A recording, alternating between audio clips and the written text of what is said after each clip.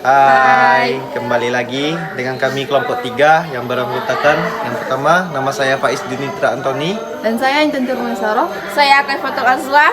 Dan saya Seprigel. Kami akan menjelaskan materi tentang sistem ekskresi.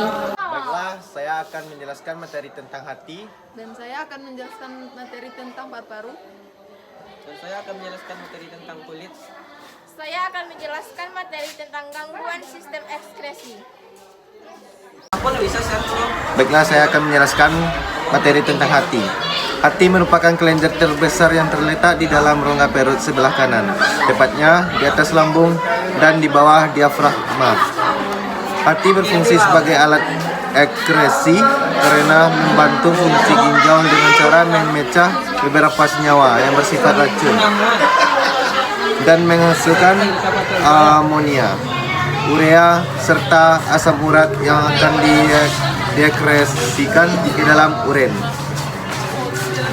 Hati manusia memiliki berat sekitar 1,5 sampai 2,0 kg dan terdiri atas dua lobus besar yang dibatasi oleh jaringan ikat ligamen falciformis, yaitu lobus kanan dan kiri. Lobus kanan terbagi lagi menjadi 3 lobus yang lebih kecil. Hati dibungkus oleh jaringan ikat pada kepala hepatika. Fungsi hati menghasilkan hal-hal berikut. Fungsi hati lainnya itu sebagai berikut. Yang pertama, menyimpan glikogen, lemak, zat besi, zat tembaga, serta vitamin A, D, dan B12. Yang kedua, mengaktifkan vitamin D yang dilakukan bersama-sama dengan ginjal. Yang ketiga, fagosit bakteri yang dilakukan oleh makrofag sel Kupfer. Yang keempat, degradasi hormon insulin dan beberapa hormon lainnya. Yang kelima, degradasi amonia menjadi urea. Baiklah, saya akan menjelaskan tentang paru-paru. Fungsi paru-paru itu salah satu organ vital yang terdapat dalam tubuh manusia. Tepatnya merupakan organ respirasi pernafasan yang berhubungan langsung dengan sistem pernafasan, sirkulasi peredaran darah. Fungsi utamanya yaitu menukarkan oksigen dari udara dan karbon dioksida dari darah.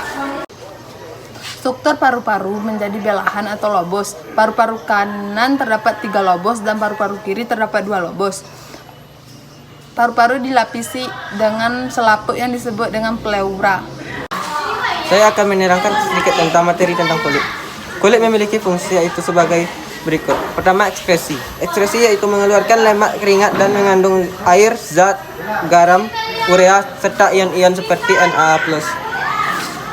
Yang kedua, sebagai perlindungan, yaitu melindungi tubuh dari mikroorganisme, radiasi sinar matahari, iritasi kimia, dan gangguan mekanik. Yang ketiga, sebagai pengatur suhu badan oleh kelenjar keringat dan pembuluh darah.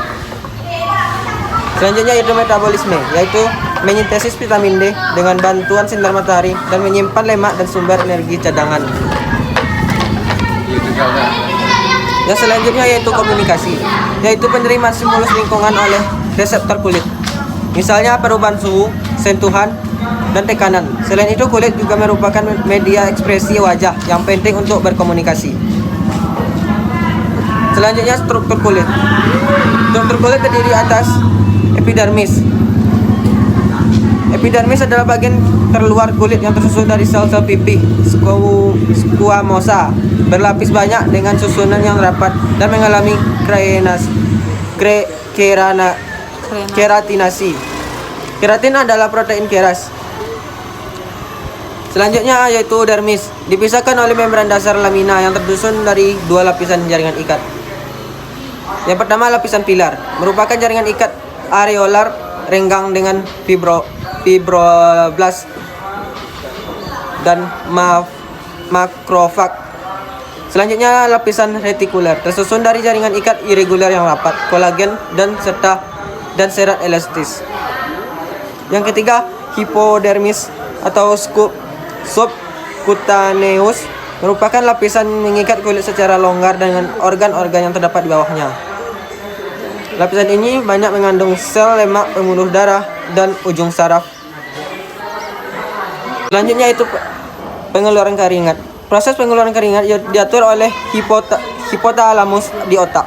Hipotalamus menghasilkan enzim yang bradikin berfungsi sebagai vasodilator yang memengaruhi persebaran pembuluh darah dan kelenjar keringat.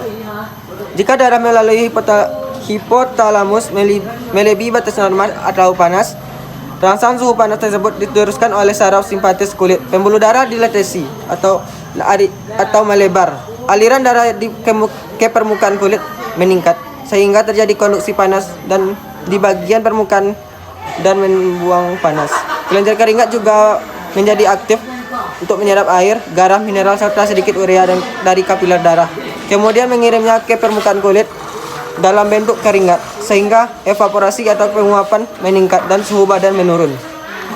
Sebaliknya, jika darah melalui hipotalamus melebihi rendah dari batas normal atau dingin, pembuluh darah berkontriksi atau menyempit. Penyempitan ini akan mengurangi aliran darah ke permukaan kulit.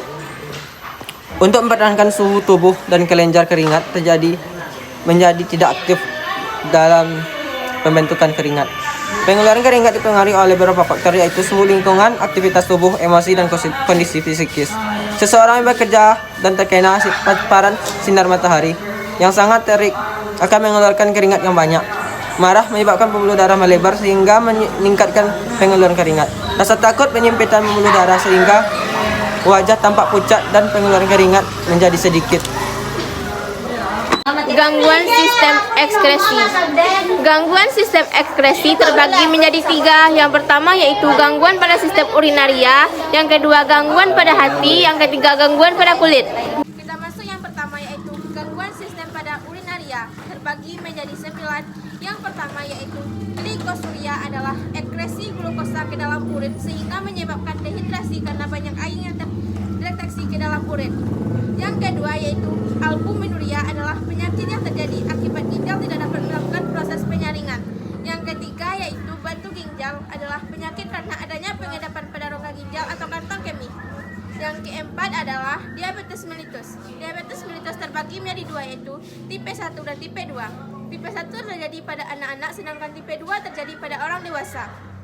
Yang kelima yaitu diabetes insipidus adalah penyakit yang ditandai produksi urin berjumlah banyak dan encer.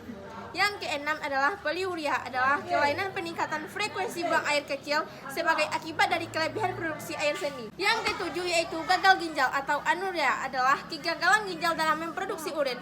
Yang kedelapan adalah uremia adalah keadaan toksis antara darah mengandung banyak urin karena kegagalan fungsi ginjal dalam membuang urea keluar dari tubuh. Yang terakhir adalah nefritis adalah radang nefron pada ginjal yang dapat disebabkan oleh infeksi bakteri. Masuk kedua yaitu gangguan hati. Gangguan pada hati terbagi menjadi 3 yaitu yang pertama penyakit hati atau liver disebabkan oleh infeksi virus amuba, penyebab difteri, cacing, plasmodium, penyebab malaria. Yang kedua yaitu sirosis hati adalah perubahan sel-sel hati menjadi jaringan ikat fibrosa sehingga kehilangan fungsinya. Yang ketiga yaitu hemokratosis adalah kelainan secara genetik yang menyebabkan tubuh terlalu banyak dan menyerap zat besi dari makanan sehingga zat besi banyak tersimpan di dalam organ-organ tertentu seperti hati, jantung, dan Yang ketiga, gangguan pada kulit. Gangguan pada kulit terbagi menjadi 12. Yang pertama yaitu biang keringat atau milaria adalah ruang berbentuk bintik-bintik merah yang gatal karena terbentuknya pori-pori kelenjar keringat. Yang kedua yaitu hiperterosis adalah keluarnya keringat berlebihan yang terjadi pada seluruh badan atau bagian tubuh tertentu. Yang ketiga yaitu antidrosis adalah kulit tidak dapat berkeringat. Yang keempat yaitu bronkhidrosis adalah keringat berbau antara bau badan yang disebabkan oleh bakteri atau kelenjar keringat yang bekerja lebih aktif.